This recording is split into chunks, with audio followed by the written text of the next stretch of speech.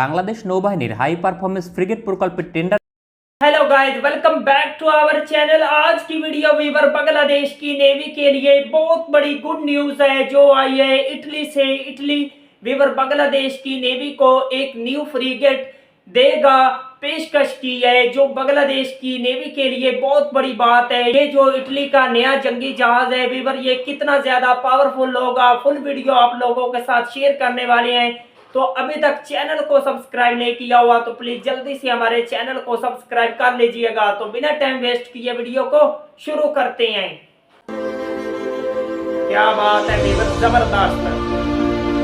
বাংলাদেশ নৌবাহিনীর high performance frigate প্রকল্পের tender প্রতিযোগিতায় অংশগ্রহণ করেছে পৃথিবীর অন্তত 10টি দেশ।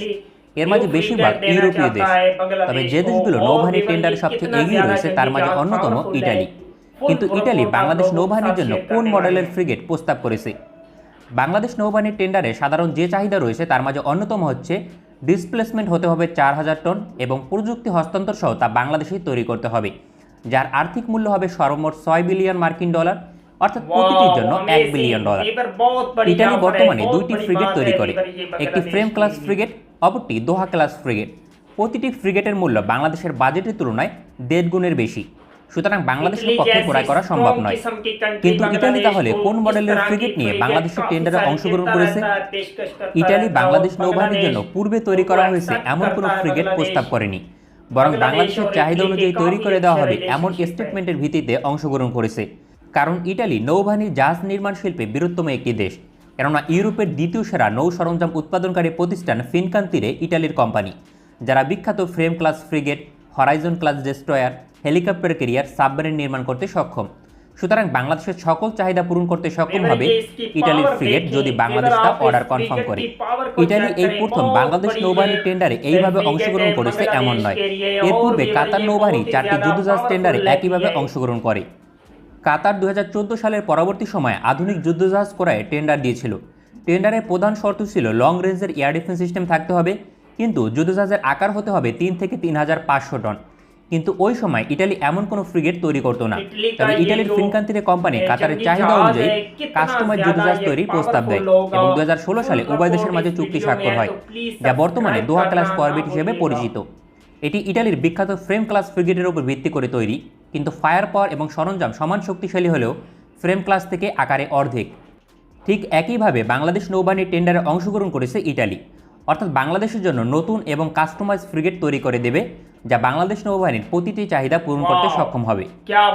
সাধারণত যে কোনো যুদ্ধজাহাজ একটি দেশের নৌবাহিনীর সকল চাহিদা পূরণ করতে সক্ষম নয় যদি পূর্বে তৈরি করা হয়েছে এমন কোনো যুদ্ধজাহাজকে টেন্ডারে নির্বাচন করে, কারণ পূর্বে যে ধরনের যুদ্ধজাহাজ তৈরি করা হয়েছে তা ওই সকল দেশের চাহিদা বিবেচনা করে তৈরি করা হয়েছে, যা বাংলাদেশ নৌবাহিনীর সকল চাহিদা নাও পূরণ করতে পারে।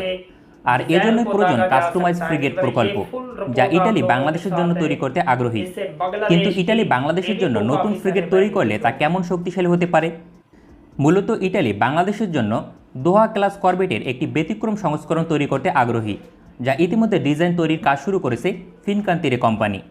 ইউরোপীয় দেশগুলো যৌথভাবে ইউরোপীয় পেট্রোল করভেট তৈরির কাজ শুরু করেছে, যার মাঝে যোগদান করেছে ফ্রান্স, স্পেন, গ্রিস এবং ইটালি। এই দেশগুলোর জন্য সর্বমোট 6টি করভেট তৈরি করা হবে। করভেট তৈরির দায়িত্ব দেওয়া হয়েছে ইটালির ফিনকান্তিরে কোম্পানিকে। ইটালির বিখ্যাত ফ্রেম ক্লাস ফ্রিগেটের উপর ভিত্তি করে এবং দোহা ক্লাস করভেট থেকে অনুপ্রাণিত হয়ে ইউরোপীয় করভেটের ডিজাইন করছে ফিনকান্তিরে কোম্পানি। ইউরোপীয় করভেট প্রকল্পের প্রতিটি জাহাজের ডিসপ্লেসমেন্ট হবে 3 থেকে 4000 টন। ভার্টিক্যাল লঞ্চার থাকবে 16টি এয়ার ডিফেন্স সিস্টেম এবং 8টি অ্যান্টি শিপ মিসাইল, এছাড়াও অ্যান্টি সাবমেরিন ক্যাপাবিলিটি থাকবে। প্রতিটি জাহাজের উৎপাদন ব্যয় 400 মিলিয়ন ডলারের কাছাকাছি হবে এবং প্রতিটি দেশ তাদের চাহিদা অনুযায়ী পরবর্তীতে রাডার সিস্টেম, মিসাইল সিস্টেম যুক্ত করতে পারবে। সেক্ষেত্রে মূল্য 800+ মিলিয়ন ডলার হতে পারে পরিপূর্ণ প্যাকেজ সহ। আর এই ডিজাইন নিয়ে ইটালি বাংলাদেশ নৌবাহিনীর টেন্ডারে অংশগ্রহণ করবে কিংবা ইতিমধ্যে করেছে। যদি বাংলাদেশ কনফার্ম করে তবে এই ধরনের একটি ফ্রিগেট বাংলাদেশ নৌবাহিনীর ভবিষ্যতে হাই পারফরমেন্স ফ্রিগেট হবে। কিন্তু ইউরোপীয় যৌথ করভেট কি বাংলাদেশ নৌবাহিনীর চাহিদা পূরণ করতে সক্ষম? প্রথমত বাংলাদেশের চাহিদা অনুযায়ী এর ডিসপ্লেসমেন্ট 4000 টন এবং 8টি অ্যান্টিশিপ মিসাইল থাকবে, যা বাংলাদেশের চাহিদা অনুযায়ী ইনস্টল করতে পারবে। অবাক করার বিষয় হচ্ছে বাংলাদেশ চাইলে ইটালির আপকামিং পঞ্চম প্রজন্মের 300 কিলোমিটার রেঞ্জের অ্যান্টিশিপ মিসাইল যুক্ত করতে পারবে। এছাড়াও 16টি vertical launcher air defence system থাকবে। বাংলাদেশ চাইলে এখানে লং রেঞ্জের অ্যাস্তা 30 এয়ার ডিফেন্স যুক্ত করতে পারবে, যার রেঞ্জ 120 কিলোমিটার। আপকামিং সংস্করণ হলে তা 155+ কিলোমিটার হবে, কিন্তু মাত্র 16টি ভার্টিক্যাল লঞ্চার কম মনে হতে পারে, কেননা সাধারণত 4000 টন ডিসপ্লেসমেন্টের যুদ্ধজাহাজে 32টি vertical launcher air defence system থাকে। কিন্তু এক্ষেত্রে বাংলাদেশের জন্য কোনো সমস্যা নয়, কেননা ইটালি এর সহজ সমাধান নিয়ে এসেছে F50 ভার্টিক্যাল লঞ্চার। क्या बात है वीवर, जबरदस्त, बहुत बड़ी ये फ्रीगेट्स है और ये इटली की जो फ्रीगेट्स है बहुत ही ज्यादा वीवर ये पावरफुल है। तो ये बांग्लादेश को मिली है, बांग्लादेश के लिए ये बहुत बड़ी पेशकश की है इटली ने बांग्लादेश को हमेशा ही सपोर्ट किया है। तो वीवर आप लोगों ने वीडियो में वॉच किया किस तरह से वीवर इसमें से रॉकेट को मारा जा सकता है और इस पर हेलीकॉप्टर को भी कैरी किया जा सकता है और भी जितनी भी वेपन की चीजें हैं उनको कैरी किया जा सकता है। ये जो बांग्लादेश के लिए फ्रीगेट्स है काफी ज्यादा बेनिफिट देगी बांग्लादेश को। और इस तरह की वीवर ये जो ऑफर आई है इटली से बांग्लादेश के लिए, ये वीवर बहुत बड़ी बात है। इटली जैसी कंट्री भी बांग्लादेश को सपोर्ट कर रही है। तो वीवर इस फ्रीगेट के बारे में आप क्या कहते हैं वीवर, ये कितनी ज्यादा पावरफुल है? हमें कमेंट्स में अपनी राय का इजहार लाजमी कीजिएगा। मिलते हैं आपसे नेक्स्ट वीडियो में इंशाल्लाह, तब तक के लिए अल्लाह हाफिज।